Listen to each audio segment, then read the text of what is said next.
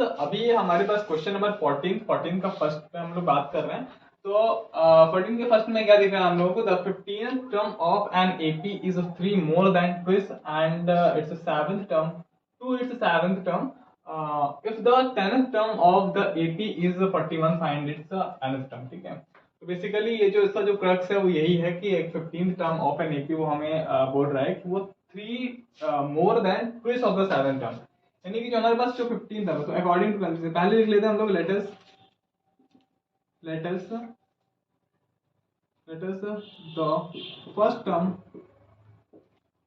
Term of AP is what A and common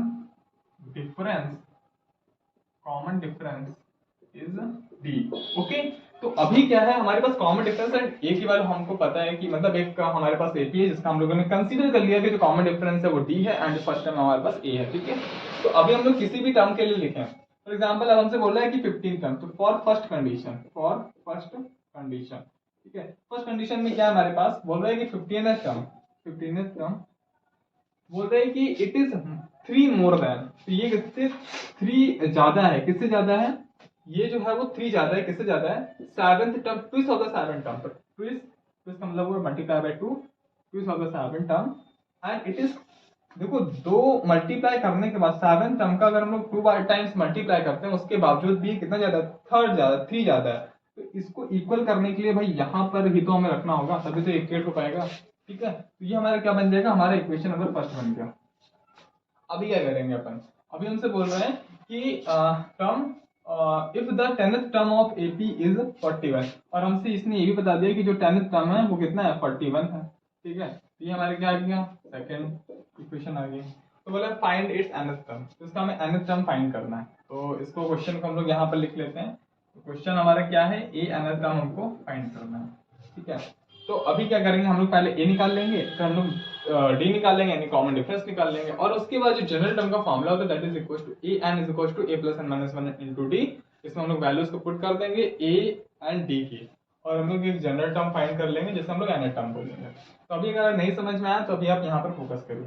हम लोगों ने पहली कंडीशन वाली सेकंड कंडीशन लिख ली, हम लोग क्या करते हैं, इसको एक्सपैंड करते हैं। ठीक है, तो from the formula of general term हम लोग इन दोनों को एक्सपैंड करेंगे। तो फॉर फर्स्ट कंडीशन हम लोग देखेंगे a plus 15 minus 1 into d that is equal to 2 in bracket a plus 7 minus 1 into d and bracket of and plus हमारे पास आ जाएगा 3।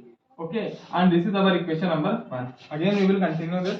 तो a plus 14d that is equal to 2a plus 6, यहाँ पर 6 आ जाएगा, 6 2 जा 12d प्लस 3, और ये हमारे पास इक्वेशन बाद में लिख देंगे, अभी कुछ ज्यादा करना नहीं है। यहाँ पर क्या आ जाएगा, इसको हम लोग इधर लेकर आएंगे, तो ये हमारे पास आ जाएगा, काम करते हैं सबको उधर ले जाते हैं। तो ये हमारे पास आ जाएगा a plus minus two D and here 0 and plus 3। ठीक है, तो ये हमारे पास बेसिकली इक्वेशन बन गई, इसको हम लोग एज इट इज यहीं पर छोड़ देते हैं, या फिर 0 को हम लोग यहाँ पर भी लिखते हैं, हमारा इक्वेशन फर्स्ट बन जाएगा। ठीक है, अभी हम लोग क्या करते हैं, सेकंड के लिए बात करते हैं, सेकंड को भी एक्सपैंड करके यहीं पर लिख लेते हैं ताकि इतना जो थोड़ा बढ़िया दिखने लगेगा उसके बाद में। तो यहाँ पर क्या हो जाएगा, a plus 10 minus 1 into d and that is equal to 41 and this is our equation number second. तो a plus 9d that is equal to 41 and this is our equation number second. अभी हम लोग क्या करते हैं, अभी आप इसका स्क्रीनशॉट लीजिए और मैं इसको थोड़ा रफ कर देता हूँ। तो ये हमारा इक्वेशन 1 है जिसको हम लोग नोट कर लेते हैं, that is 2d and plus का 3 दैट इज इक्वल टू 0। इसको हम लोग इक्वेशन 1 का नाम दिए थे, और ये जो हमारा है वो a plus 9d and that is equal to 41 that is equation number 2। तो एक काम करते हैं, थोड़ा अच्छे से लिखने के लिए इसको इधर ट्रांसफर कर लेते हैं, तो यहीं पर कर लेते हैं। तो यहाँ पर क्या हो जाएगा, ये हमारा आ जाएगा माइनस का 3। अब आपको अपनी कॉपी में स्टेप बाय स्टेप करना है सारी चीजें। ठीक है, तो यहाँ पर क्या हो जाएगा, ये हमारे इक्वेशन नंबर फर्स्ट है, ये हमारे इक्वेशन नंबर सेकंड है। अभी क्या करते हैं हम लोग इसको माइनस करते हैं, तो यहाँ पर आप एक लाइन लिख सकते हैं, to subtract the equation number second by first. यहाँ पर ये माइनस आ जाएगा, ये माइनस आ जाएगा, ये भी माइनस आ जाएगा। ए से ए को माइनस करेंगे तो कैंसिल आउट हो जाएगा, -2d से -9d करेंगे तो माइनस का 11d आ जाएगा, एंड ये हमारे पास माइनस का 44 आ जाएगा। यहाँ से क्या होगा, हमारे पास d की जो वैल्यू आएगी वो 4 आ जाएगी, एंड इधर क्या करेंगे, to put this in equation first. Okay, तो अब इसको इक्वेशन फर्स्ट में रखेंगे तो यहाँ पर क्या होगा, हमारे पास इक्वेशन फर्स्ट क्या है, a minus 2d is equal to minus का 3, तो a minus 2d is equals to minus का 3, this is our equation number first, and now we'll put the value of d on here, so that 2 into 4 that is equal to minus का 3, so we will find a is equals to minus का 3 plus 8, that is what, that is equals to 5, so the value of a is what, 5. now nth term by formula, ठीक है। अब हमको N term लिखना है, तो general term जब लिखते हैं तो फॉर्मूला क्या होता है, A N is equal to A plus N minus 1 into D, ठीक है। एन टर्म की बात कर रहे हैं तो हमारे पास ए एन क्या हो जाएगा, ए की वैल्यू क्या है, हमने क्या निकाली है, ए इज इक्वल टू हमने 5 निकाला, तो 5 प्लस एन माइनस 1, एन कोई स्पेसिफाइड नहीं है, and the value of d is what 4, so that now we can put the, so a n is equal to 5 plus 4 and minus का 4, so a n is what, that is equal to 1 plus 4n। तो friends ये हमारा question number 15 है, ये हमसे बोल रहा है the th term of N AP is 0, तो th term of an AP, question को पढ़ते जाइए और कंडीशन को लिखते जाइए, ठीक है। तो पहले क्या करते हैं हम लोग, let's the first term of N AP solution में let is the first term of N AP, वही सारी की सारी formalities, A and common difference is T, ठीक है। तो अगर हम लोग अब 8th टर्म की बात करें, तो 8th term that is T8, या फिर टर्म T8, या फिर ये सारी चीजें मैंने आपको बताई थी A8, ठीक है, that is what, that is 0, ठीक है। तो अब हमें ये प्रूव करना है कि जो 30th टर्म होगा वो triple of its 18th term, वो ट्रिपल होगा 18th टर्म का। तो पहले एक काम करते हैं हम लोग, इसके लिए लिख लेते हैं, तो a प्लस 8 माइनस 1 यानी कि फॉर्मूला लगा लेते हैं जनरल टर्म वाला, और उसके बाद फिर ये आ जाएगा हमारे पास 0, a is equal to what, minus का 7d, हमारे पास क्या आ गया, हमारे पास आ गया फर्स्ट। नाउ ये 38th टर्म की बात करें तो वो हमारा क्या होगा, ये हमें प्रूव करना है, तो 30th टर्म क्या हो जाएगा हमारे पास, a प्लस ये हमारे पास माइनस का 7d आ चुका है। अभी इस पे हम लोग वर्क करते हैं, तो यहाँ पर क्या आ जाएगा हमारे पास, a 30th term will be a plus 38 minus 1 into D, ठीक है। तो यहाँ पर क्या आ जाएगा हमारे पास, a 38 is equal to a plus, यहाँ से माइनस कर देंगे, ये हमारे पास आ जाएगा 37d, ठीक है। और ये हमारा हो गया इक्वेशन नंबर सेकंड।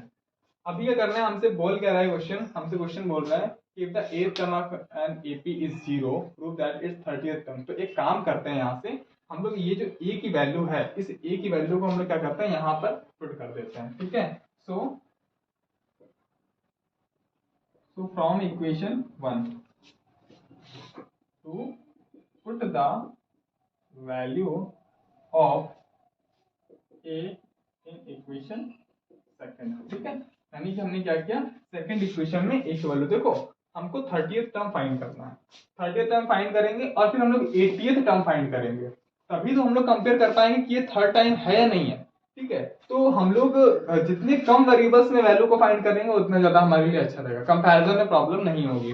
तो हमने क्या किया, पहले 8th टर्म की कंडीशन सेटिस्फाइड करोगे कि जो 8th टर्म हमारा वो क्या है, 0 है, वहां से हमने a की वैल्यू फाइंड कर ली, ठीक है, कंसीडर कर ली कि a इज इक्वल टू हमारे पास -7d आ जाएगा।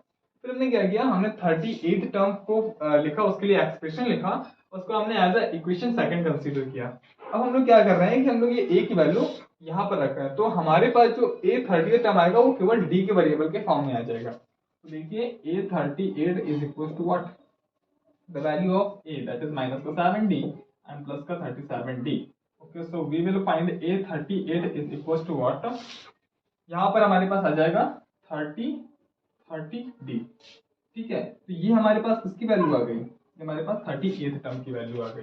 अब हम लोग क्या करते हैं, देखिए यहाँ पर अब हमसे बोल रहे हैं कि 18th टर्म, ठीक है, तो हम लोग अब यहाँ से 18th टर्म फाइंड करेंगे। तो 18th टर्म के लिए जब एक्सप्रेशन लिखेंगे तो a plus 18 minus 1 into d हो जाएगा। तो यहाँ पर a 18 is equal to what, a plus, और ये हमारे पास क्या आ जाएगा 17 D.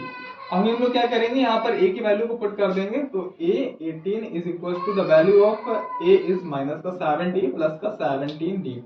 So the value of a 18 is equal to 10d only, ठीक है। तो यार देखो यहाँ से आपको दिख रहा है साफ साफ कि 18 और 38 टर्म बिल्कुल साफ साफ दिख रहा है कि 3 टाइम्स है। आफ्टर ऑल दैट अगर आप कंपेयर करना चाहते हैं तो आप यहाँ पर एक लाइन लिखेंगे, to compare A18 and A38 term. So what we will see on here, that is A38, ठीक है, upon A18th, that is what, that is 10d, sorry 30th d upon 10th d, so it will be cancel out. So what will we see, A38 that is equal to 3 times of A18। तो यहाँ से आप इस तरीके से भी आप इसको शो कर सकते हैं, या फिर आप डायरेक्टली लाइन लिख सकते हैं। After comparison we can see और we can say that the 38th term is 3 times of A18th term. तो फ्रेंड्स ये हमारा क्वेश्चन नंबर 16 था और ये हमसे बोल रहा है कि कौन सा टर्म इस AP का 84 ज्यादा होगा फ्रॉम 30th टर्म, ठीक है, यानी कि ऐसा कौन सा टर्म होगा जो 30th टर्म से 84th ज्यादा होगा, 84 ज्यादा होगा, ठीक है। और एक गिवन AP हमारे पास दे रखी है।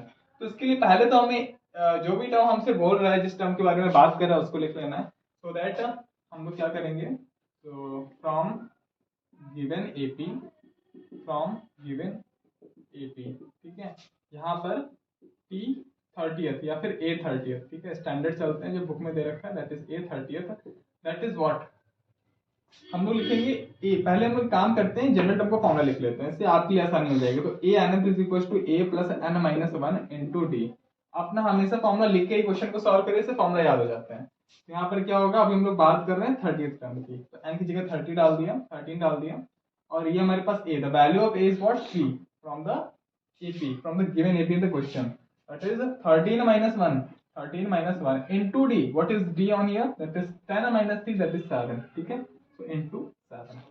now A30th क्या आ जाएगा हमारे पास, 3 plus 84, it will be 12 and 12 into 7 is what, 12 7 is 84, okay, so it will be what, 87, 87।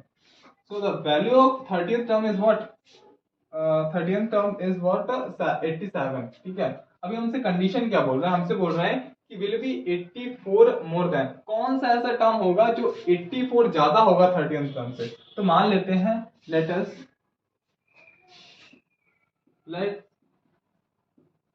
nth term is 84 more than 13th term of the given AP, ठीक है। इस केस में हम लोग क्या करेंगे, इस कंडीशन के केस में कि जो हमारे पास nth टर्म है, ये हमारा nth टर्म है, अब ये ज्यादा होगा, ठीक है, ये ज्यादा होगा और हमें इक्वल करना है, किसके इक्वल करना है, 30th टर्म से। तो ये 30th टर्म से ये वाला टर्म ज्यादा है और बीच में इक्वल साइन लगा, ये ज्यादा है और बीच में इक्वल टू का साइन लगाना है, तो ऑब्वियस सी बात है यहाँ पर ऐड करना होगा, दैट इज 84 ज्यादा है, ये ज्यादा है, तो बराबर करने के लिए यहाँ पर ऐड करना होगा ताकि बराबर रहे, ठीक है, यानी कि इक्वल रहे। तो यहाँ पर क्या हो जाएगा, A N is equal to 13, the value of 13th term is what, 87, अभी जस्ट फाइंड किया, दैट इज 87 प्लस 84। तो ए एन टर्म क्या आ गया हमारे पास, ये हमारे पास आ जाएगा 7 4 11 1 8 8 16 1 17, तो 171 आ गया, ठीक है। तो ये हमारे पास एन टर्म आ गया। अब हमसे बोल रहे हैं कि 171 टर्म कौन सा टर्म है, यानी कि विच टर्म, कौन सा टर्म, नंबर बताओ कि ये 5th है या 4th है या 7th है, ठीक है। तो उस केस में क्या करेंगे, अब हम लोग जनरल टर्म का फॉर्मूला अप्लाई कर देंगे, तो ये होता है फॉर्मूला, तो यहाँ पर लिख देते हैं, इसको हम लोग लिख लेते हैं इक्वेशन नंबर 3, ठीक है। तो यहाँ से जनरल टर्म का फॉर्मूला लिखेंगे तो हमारे पास आ जाएगा n minus 1 into d, that is 171। अब हमें देखो सारी की सारी चीजें पता है, ए पता है, डी पता है, 171 पता है, तो एक वेरिएबल फाइंड करना है तो कर सकते हैं। तो So what is the value of a on here? That is 3 plus n minus 1 into d is what? Into 7. That is 171. Okay. यहाँ से इधर जाएगा तो n minus 1 into 171 minus 3 upon 7. n minus 1 that is equals to 11 minus 3 what? 11 minus 3 8 and this is 6 and 1 upon 7. 7 to the 14 and 7 4 the 28. So 7 to the 14 and 7 4 the 28. So the n minus 1. So the n minus 1 is equals to what? 24. So the value of n will be 24 plus 1. So the n will be 25. So it is your final answer. जो n होगा वो 25th term होगा 171. ठीक है. तो friends यहाँ पर हमारे पास क्वेश्चन 17 का फर्स्ट है और जो क्वेश्चन नंबर 17 का सेकंड है वो लगभग सिमिलर है.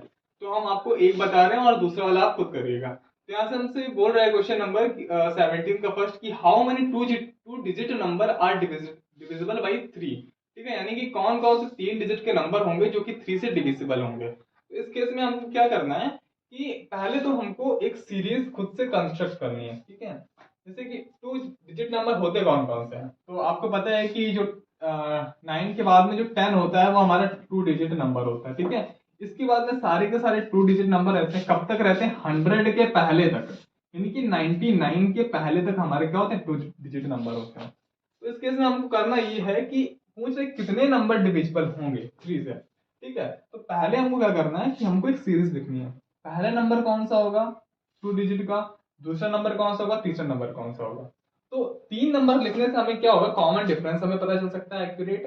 ठीक है, और फर्स्ट टर्म मिल जाएगा और हम उसके बाद सबसे लास्ट वाला जो टर्म है उसको लिख लेंगे. तो एक काम करते हैं, अब आप क्वेश्चन को देखिए ध्यान से जरा, तो आपको ज्यादा अंडरस्टैंडिंग होगी. ठीक है, तो सॉल्यूशन की बात करते हैं.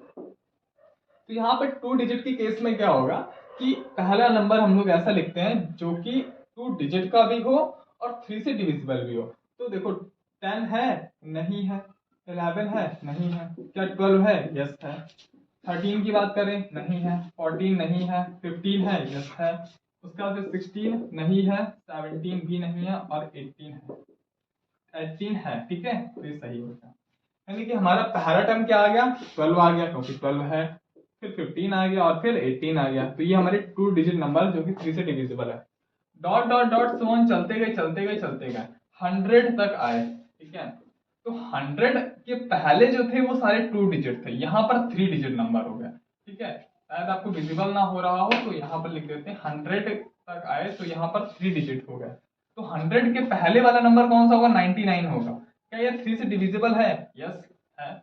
तो हम लोग एक काम करते हैं, सबसे लास्ट वाला नंबर लिख लेते हैं, दैट इज 99. ठीक है, तो ये हमने क्या किया, एक सीरीज को कंस्ट्रक्ट कर लिया और ये हमारी क्या है? एक डेफिनेट या फिर बोल दें कि ये एक इनफाइनाइट सीरीज नहीं है, एक फाइनाइट सीरीज है. ठीक है, तो एक ये फाइनाइट सीरीज हो गई हमारी.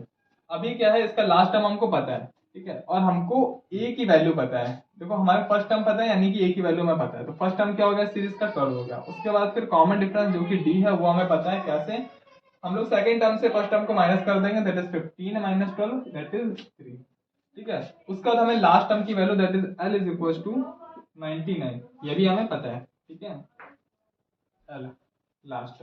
ठीक है, अब हमको चाहिए ये कि ये कितने टर्म्स होंगे, यानी कि कॉमन डिफरेंस ये हो जाएगा. हमारे सीरीज का लास्ट टर्म दे रखा है, तो लास्ट टर्म जो भी टर्म होगा, जितना नंबर का टर्म होगा वही हमारे क्या होंगे? नंबर ऑफ टर्म्स पता चल जाएंगे हमको. तो देखिए यहाँ पर हम लोग क्या करते हैं? जनरल टर्म का फॉर्मूला अप्लाई करते हैं, that is a N is equal to A plus N minus 1 into D.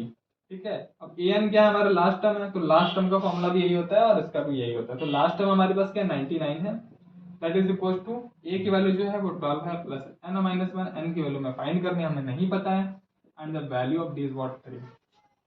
Now what we will do, इसको यहाँ पर माइनस करेंगे तो 99 minus 12 that is equal to n minus 1 into 3. So 9 minus 2 is what? 7 and 9 minus 1 is what? 8 upon 3 that is equals to n minus 1. So n is equals to 3 2 the 6 and 3 9 the 27 plus 1. So n will be 30. So जो 30th कितने term होंगे? 30 term ऐसे होंगे जो कि divisible by 3 होंगे between the basically in the 2 digit number.